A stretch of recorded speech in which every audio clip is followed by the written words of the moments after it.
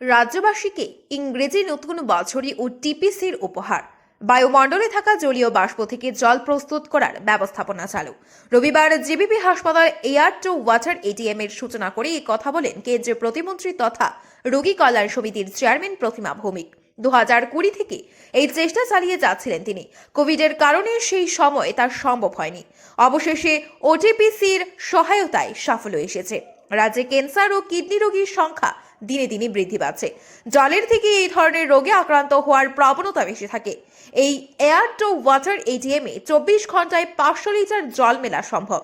তাপমাত্রা 24 degree Celsius হলেই জল মিলবে। কেন্দ্রীয় প্রতিমন্ত্রী সকলের কাছে আহ্বান জানান বাড়িঘরেও এই মেশিন লাগানোর জন্য।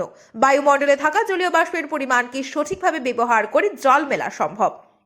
রাজ্যের জন্য নতুন বছরে একটা উপহারে আমি বলবো আমাদের ওটিডিসি আমাদেরকে দিয়েছেন, আর একটা ফ্রেশ এয়ার থেকে ওয়াটার, মানে ফ্রেশ বায়ুমণ্ডলের যে জলীয় বাষ্পটা রয়েছে বাতাসের মধ্যে, সেটা থেকে অ্যাবজর্ব করে সেটা থেকে জল, তা আলাদা কোনো ভূমির থেকে বা ভূমির নিচে থেকে উপর থেকে কোনো জায়গা থেকে জল না, শুধু এয়ার ওয়াটার, এটা ফ্রেশ ওয়াটার।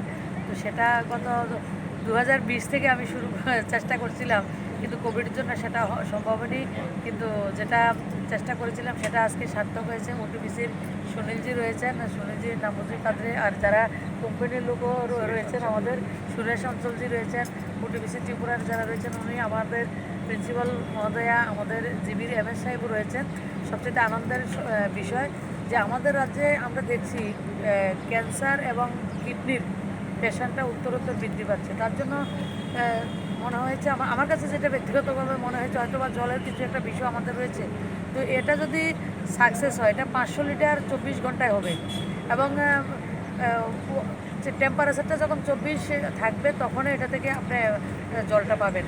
তো সেটা সবারকেও আমি অনুরোধ করব, বাড়িঘরও যারা আপনারা এইভাবে লাগাতে পারেন। আমাদের ত্রিপুরা রাজ্যের যে বায়ুমণ্ডলের যে জলীয় বাষ্প রয়েছে সেটার পরিমাণ অনেক বেশি রয়েছে, আমরা এটাকে কাজে লাগাতে পারি, যেটা কোম্পানি রিসার্চ করে আমাকে বলেছে।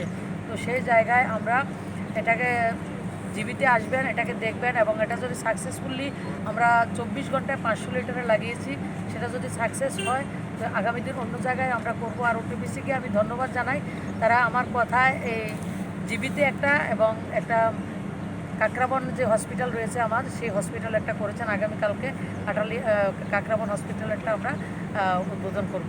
তো এটাকে সাকসেস হলে আমরা আগামী দিন আরও বেশি পরিমাণে যাই, যে সরকারিভাবে এবং আমরা সিএসআরের মাধ্যমে, এমপি লেড, এমএলএ লেড ফান্ডের মাধ্যমে সব জায়গায় এই ধরনের জলের ব্যবস্থাটা করলে আমার মনে হয় ভালো হবে।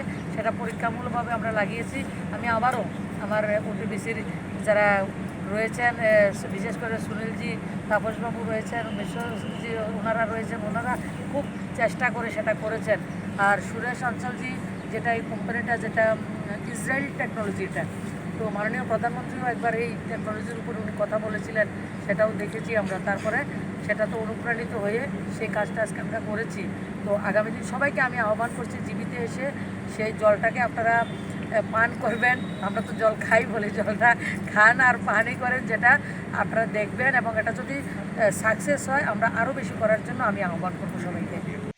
এই এটিএম সঠিকভাবে কাজ করলে আগামী দিনে অন্যত্র লাগানোর পরিকল্পনা রয়েছে। অনুরূপভাবে কাকরাবন হাসপাতালে air to water ATM machine বসানো হয়েছে। সোমবার তার সূচনা করবেন বলে জানান কেন্দ্রীয় প্রতিমন্ত্রী প্রতিমা ভৌমিক। এদিনের অনুষ্ঠানে ওটিপিসির আধিকারিক সহজীবী কর্তৃপক্ষ উপস্থিত ছিলেন। এই ওয়াটার এটিএম বসাতে প্রায় 8 লক্ষ টাকা ব্যয় হয়েছে। Bureau report, Tripura news 8।